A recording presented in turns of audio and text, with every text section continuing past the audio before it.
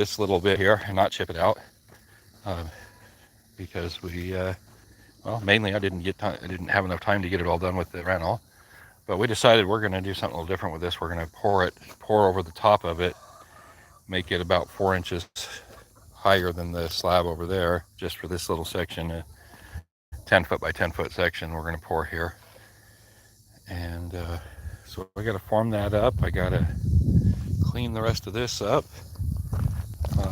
We're actually going to still keep that area, do about 4 times the size of what that is as the basketball area.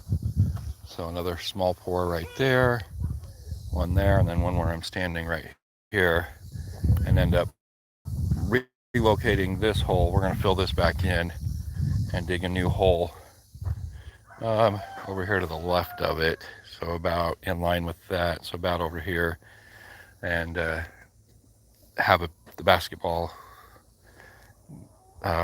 standard goal, whatever you call it, right there. But yeah, I got to get some that shoveled up and get the forms put up, and then get the concrete scheduled after that. But scheduling concrete's kind of low on the priority right now. We got to get it cleaned up and formed up before we worry about scheduling.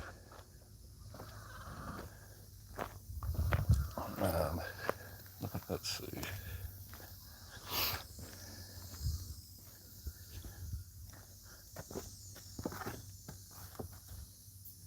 A couple of animals were all out here wandering around eating earlier. I need to get in and mow all these weeds down so the grass can start growing around it.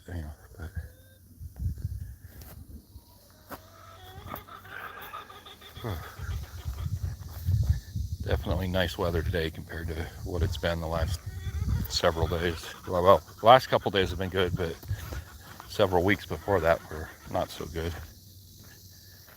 But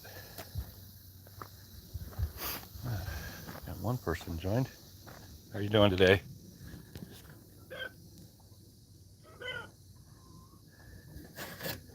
Look, what I'm going to do is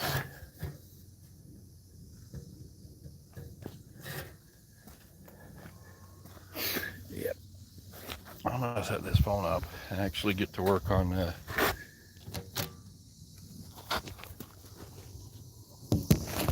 that'll work. See the wheelbarrow? Yep. I'm going to start shuffling some of that wheelbarrow and get stuff cleaned up. Picked up a new shovel yesterday. Placed the one that broke.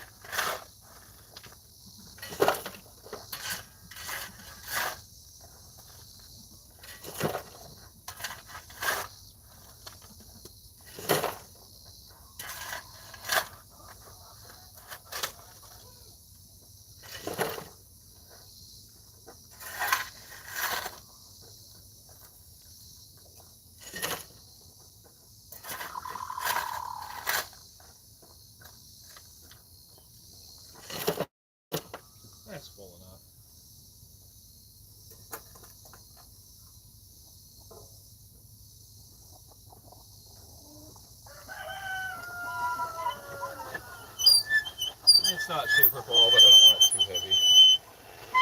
Well, enough that it's squeaking anyways.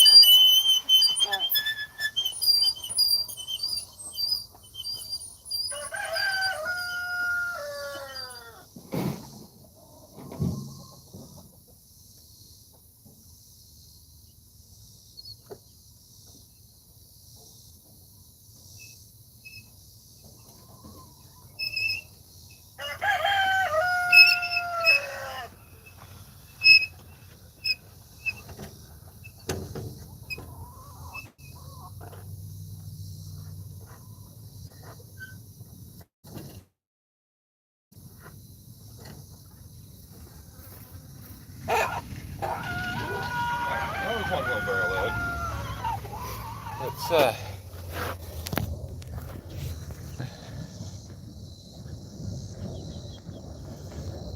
yeah, so let's talk tricks a little bit here when you're loading the wheelbarrow. So first thing is placement of the wheelbarrow. You always want to place the wheelbarrow so it's pointed the direction you're going to start wheeling it. So in this case, wheelbarrow is going to go around the side of the house there and dump into the pile over there in the front.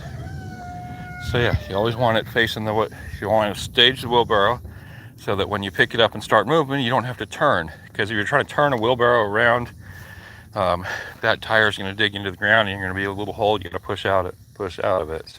So start it in the way you're going to go so you can just pick up and go.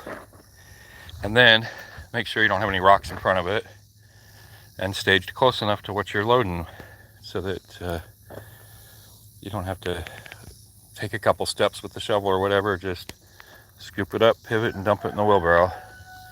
And when you're just scraping stuff off the ground like this concrete, broken up, chipped up concrete, a flathead shovel is your friend. Now if you're digging a hole or scooping dirt out of a pile or whatever, then the spade shovels do great. But it's just a matter of knowing what you're doing and what you've got to work with and picking the best tool for the job. So it makes it a lot easier if you have the right tool. But I'm gonna get another one loaded up. Can we even see the wheelbarrow? Yeah.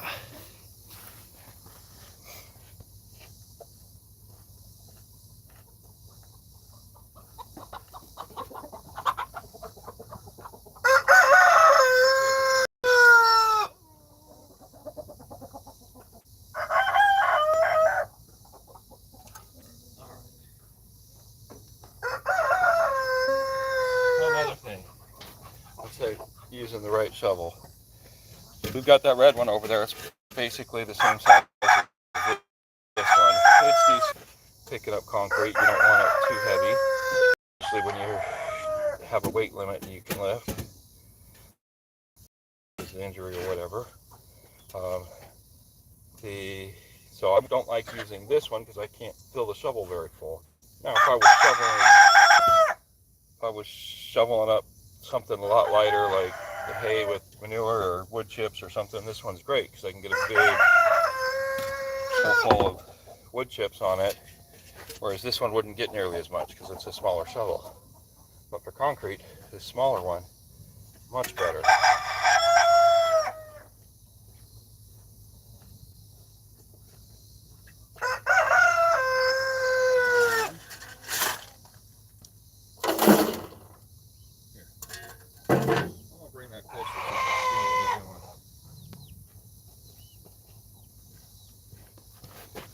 Sorry, I realize that's so far away nobody can see what I'm doing. Bring that closer. Setting it on the chair right there, leaned against the block, so it works to hold the phone. But anyways, shoveling up concrete into the wheelbarrow. Get the wheelbarrow staged the way I want it, headed the direction I want to go with nothing in the path to block it. And using the smaller flathead shovel because what I'm picking up is pretty heavy. So I'll just set it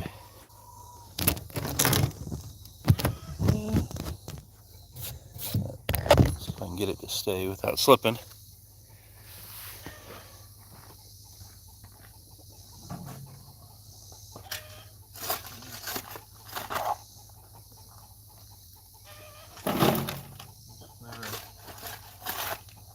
Using the shovel to get underneath the concrete.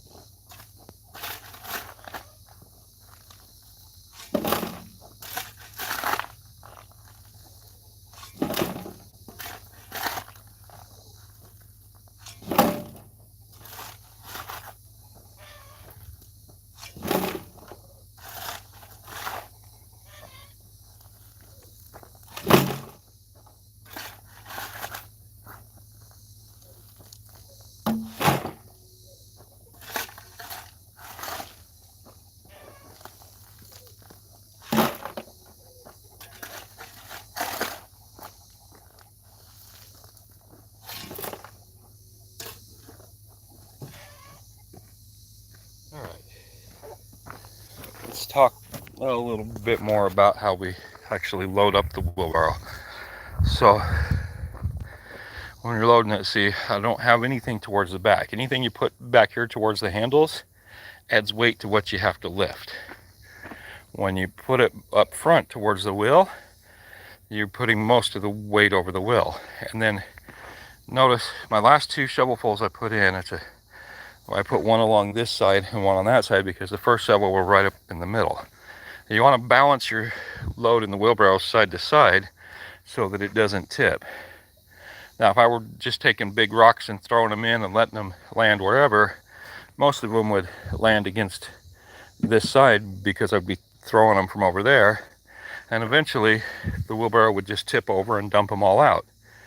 But you always want your load in the wheelbarrow balanced side to side and mostly towards the front, and not so much of it towards the back.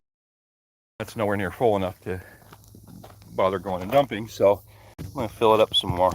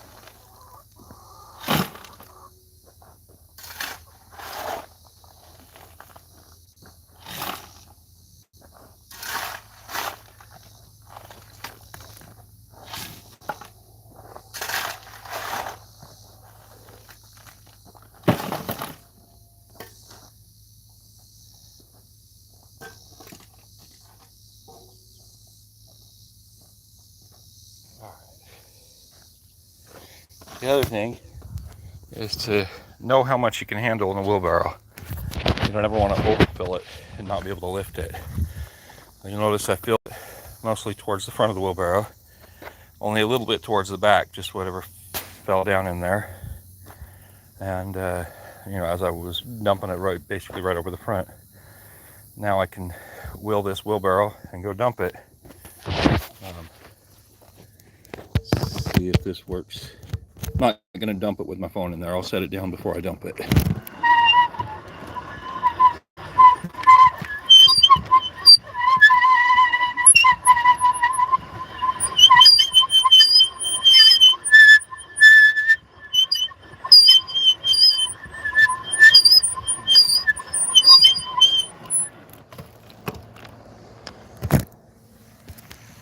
Typically when I'm dumping a wheelbarrow, I wouldn't just stop right before it, but I would just wheel it right up and use the momentum of the wheelbarrow to flip it up and dump it. But you don't want to, when you're dumping a wheelbarrow, the wheelbarrow is going to pivot off of this front part, and so you want to keep that back away from where you're dumping just enough that you have room to pivot it, and then you just pick up the handles.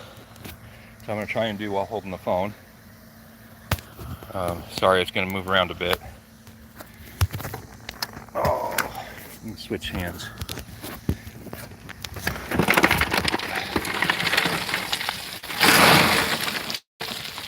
All right, so I tipped it up, and you can see there's still a lot of those concrete chips in the wheelbarrow.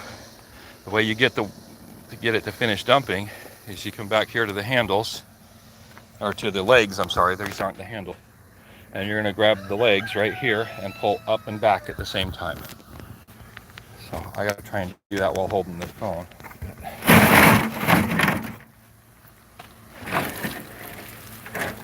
And by doing that, I was able to get the rest of it dumped out. I didn't do it as fast as I normally do, so there. Still had a little bit left in there. Now it's all dumped out. And I'll put the phone back in the wheelbarrow and push it back over to where I'm.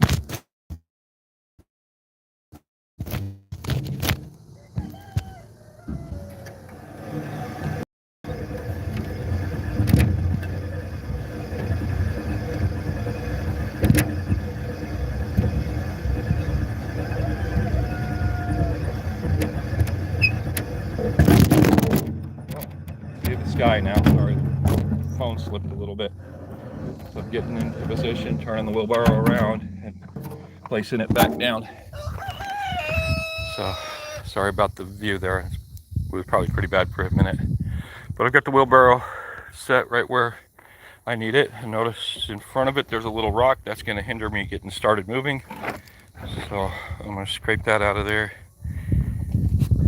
And got the wheelbarrow staged close to where I'm scooping up so most time it would probably just be dirt, but in this case it's concrete chips that I'm moving.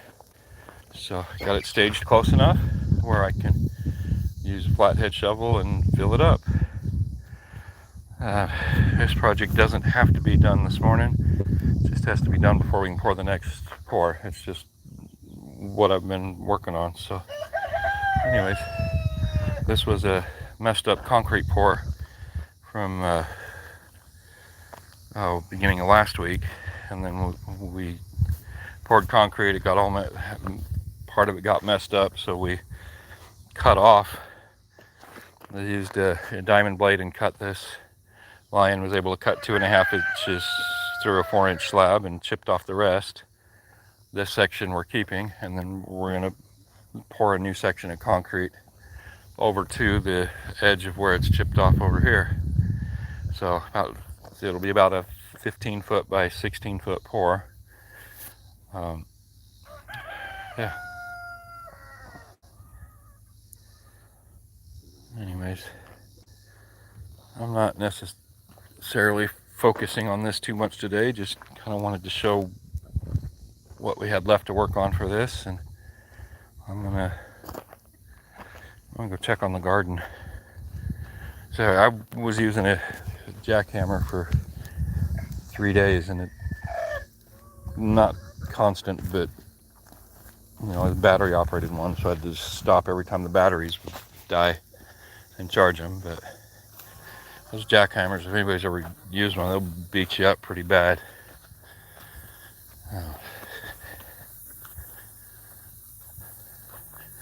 Anyways, get plastic on that side where I put it there to kill the grass, so I could cover it up this winter with wood chips and then grow a garden in the spring, and the plastic's pretty much deteriorated. So I need to pick up all those loose pieces of plastic and put something else down there to cover that. And this section of the garden is really overgrown. Finally figured out what that is. Those two plants right there are inkberry is one name, and anyways, it is a toxic plant that I need to pull out. It's back in the olden days they used the berries from that to make an ink, but it is toxic, so I don't want it growing in my garden. So I need to pull that out and get rid of it. But I do have watermelon growing right down here, another watermelon right there. I picked, over the last week, I've picked about 6 or 7 watermelons. Looks like I've got a couple more that have started in there, little ones. Chickens got to that one. You know, I've picked 6 or 7 watermelons, but the chickens have eaten just as many as I've picked, or more. And these chickens are aggressive with eating the watermelons and the cantaloupe.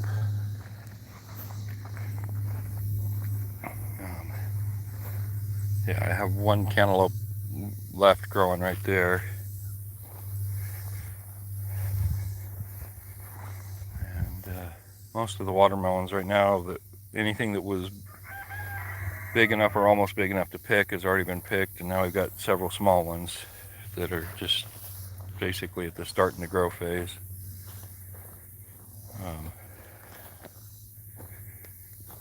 Yeah. So all through this, there's a tomato that's started producing tomatoes again since the weather cooled down a little, but it's pretty much fallen over.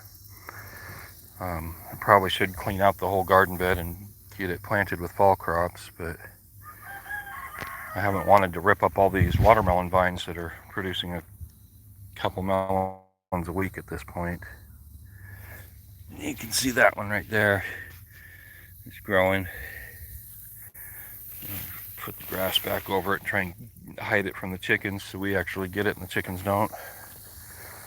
Eventually, when I get all my garden beds built, I'm going to put a fence up around my garden and put a 5-foot fence and put a bird netting over the top of it so I can keep my chickens out of my garden. And I think that make it so that the chickens aren't eating all the food from the garden, and yet I'll still be able to produce food and give them some of the stuff that we don't want to eat or whatever. Yeah, the dogs were rolling around in the garden yesterday too, so I need to be able to keep all the animals out, and need to get in here and weed it too. It's mostly overgrown at this point.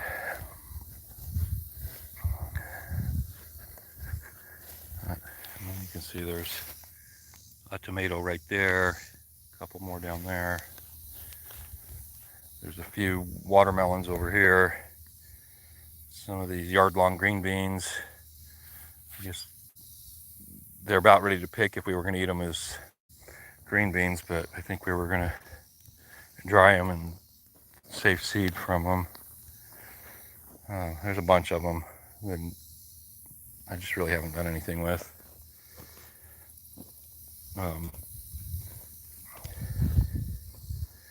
Yeah, several watermelons. And then this is a sweet potato. There's 3 sweet potato vines along this trellis. Oh, excuse me. Oh. Sorry, I've got 3 different varieties of watermelons just right here. There's a little, really dark green one. This long kind of oblong shape, light green one. And then the right here, a striped one. And over on the other side, I guess it's the 4th variety. This one the chickens have been getting to, so I probably just need to pick it and go give it to them. It's more of a yellow variety. And I guess since They've already eaten up half of it. I'm just gonna get rid of it. But this was actually the first one of this variety that has grown. We've had several of the other three all summer. But let's go give this one to the chickens.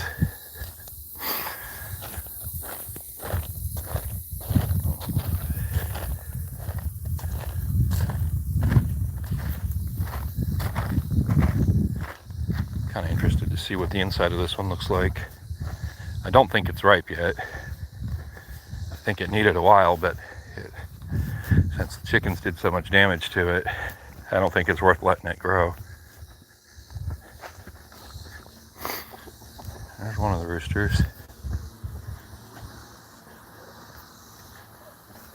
I'll just bring it over here to the orchard. We got, I think it is 19 fruit trees at this point in the orchard. Planted 27 bare root trees and lost.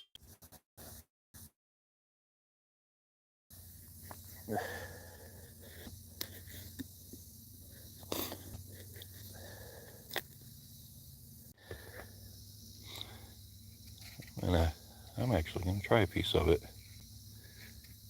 Opposite side from where the chickens were eating it.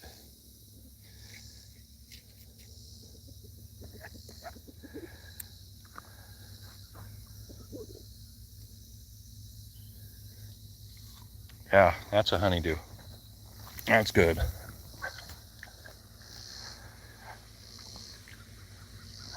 I'm sure the chickens will find it and eat it up.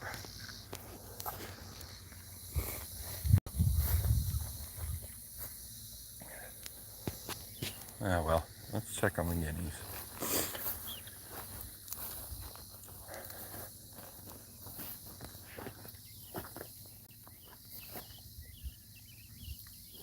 They're getting pretty big. Set this one up here.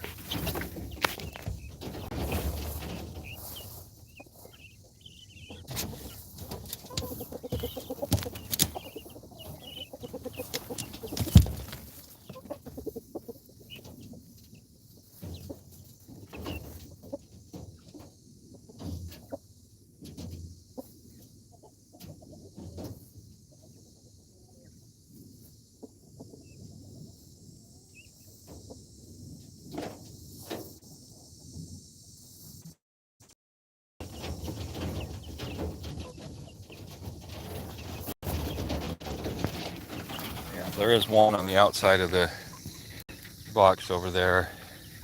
I actually had 8 of them get out one time when the box opened up. And then one of our dogs attacked them, and I know at least killed one of them. And we've got this little dog that doesn't, for some reason, mess with chickens, but it's messed with baby guineas. So it thinks they're chew toys or something. And it was chewing on one of the baby guineas when we got home yesterday. See a couple of chickens pecking at it. At the honeydew melon.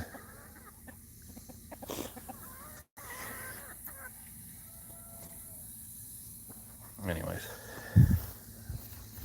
we had to lock that dog up so it couldn't chase the guinea geese anymore. Well, I've been live for a half an hour. I think I'm gonna go in and take a break. I haven't really done much, but I'm gonna go in for a while. We'll sit and watch the chickens peck this for a bit first.